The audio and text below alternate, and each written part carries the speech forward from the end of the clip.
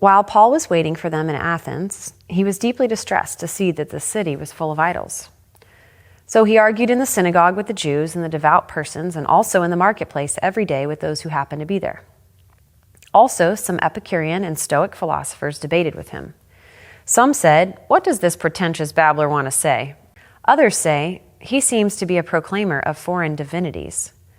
This was because he was telling the good news about Jesus and the resurrection. So they took him and brought him to the Areopagus and asked him, "May we know what this new teaching is that you are presenting? It sounds rather strange to us, so we would like to know what it means." Now all the Athenians and the foreigners living there would spend their time in nothing but telling or hearing something new.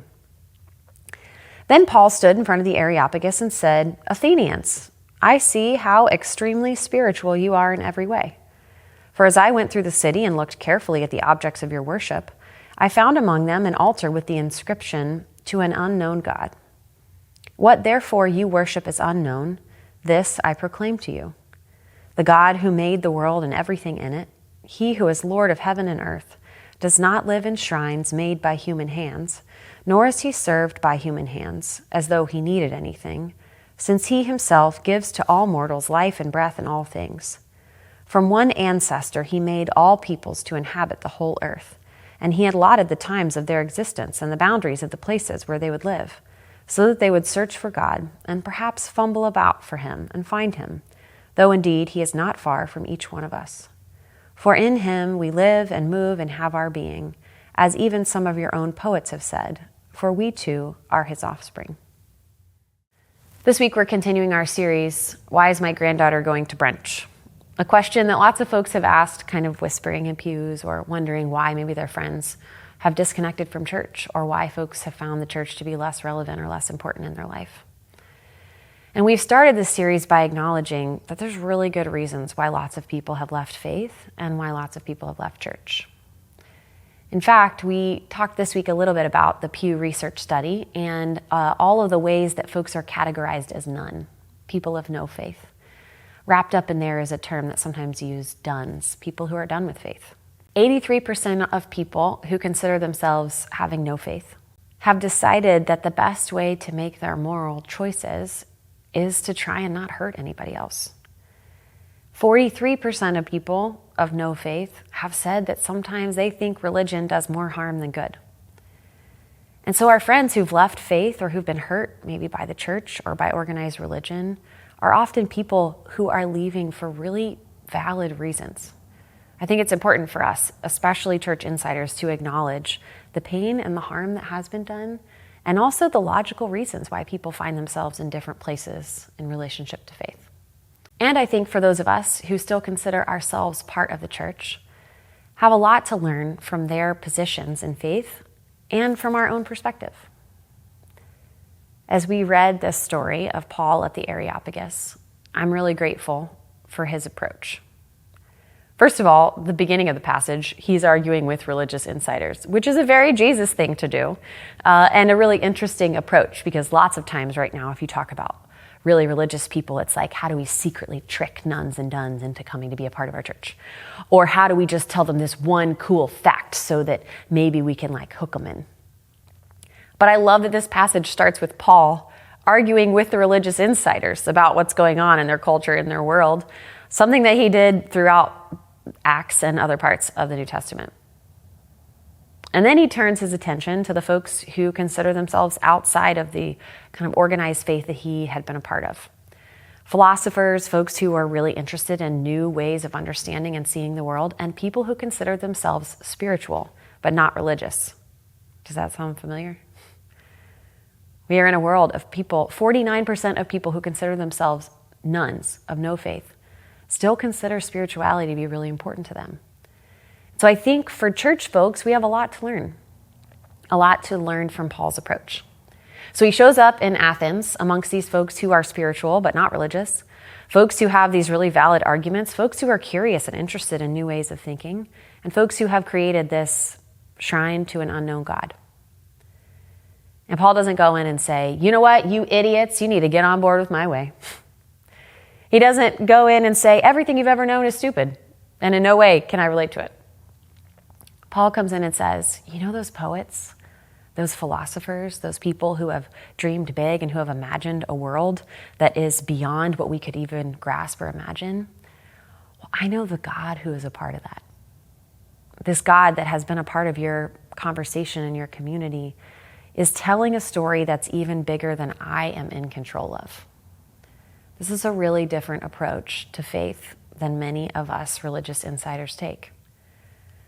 If religion is our desire or our access to being in control, controlling other people, or being God's deputies, it is not a humble faith, and it's really not Paul's approach either. Paul says there's this big, giant story that all of us are a part of, and you've seen glimpses of it in your philosophy and in your poetry, and I've seen glimpses of it in the ways that Jesus has been working in my life. Now, he doesn't even name Jesus here, but he talks about God as a concept that they could begin by having conversations around. And then he says, there's this big, giant story. All of us are the offspring of this God, and that we live and move and have our being in this story and in this space. Isn't that cool that we're a part of it? And so I wonder what it might look like for those of us who are religious insiders to take an approach like Paul. Not the one we love to paint on Paul all the time, that he's just the best arguer, or that apologetics is maybe our best approach to figuring out how to connect with folks who are outside of the church. But maybe a position of humility and acknowledgement that folks are where they are for good reason, and a willingness to relinquish the control of God, a God we keep trying to nail down.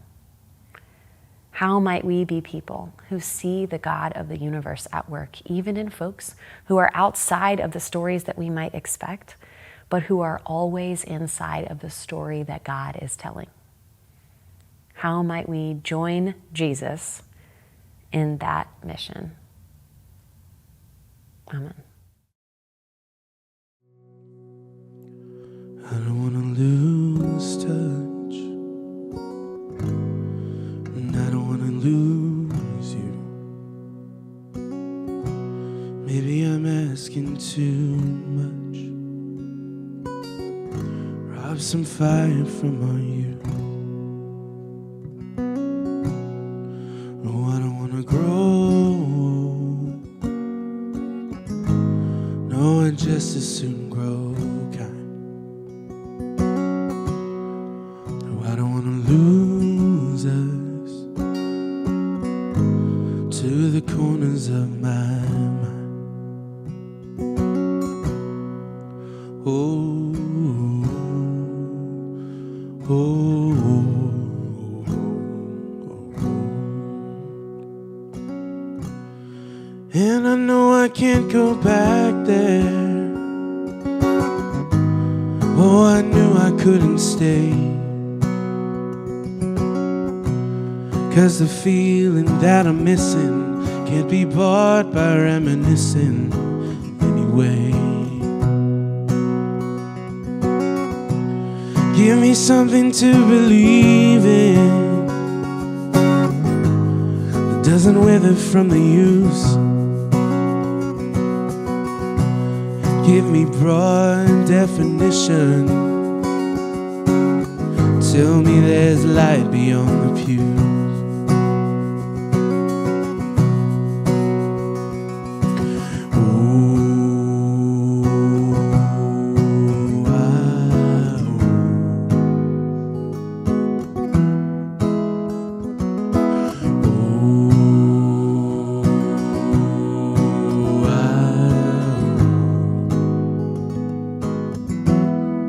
I'd rather be a fool than a cynic. Fly on up and touch the moon. I'd rather be in love than enlightened. Heart that bleeds into the room. I'd rather have a friend than a conscience. Pass the wine, forget the Jew. I'd rather chase joy in the moment than keep on tripping over proof. Give me something to believe in doesn't wither from the use. Give me a broader definition. Tell me there's light beyond the pew. I'd rather be a fool than a cynic. Fly on up and touch the moon. I'd rather be in love than enlightened. Heart that bleeds into the room. I'd rather have a friend than a conscience. Pass the wine, forget the juice. I'd rather chase joy in the moment than keep on tripping over proof.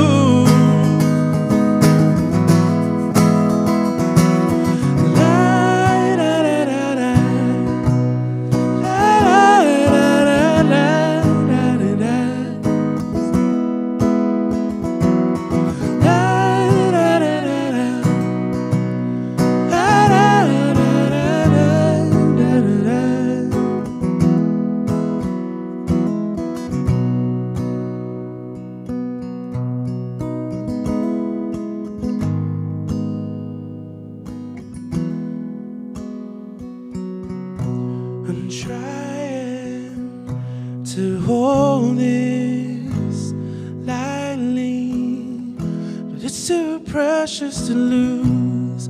I miss building a future with pictures of you. I'm trying to hold this lightly, but it's too precious to lose. I miss building a future with pictures of you.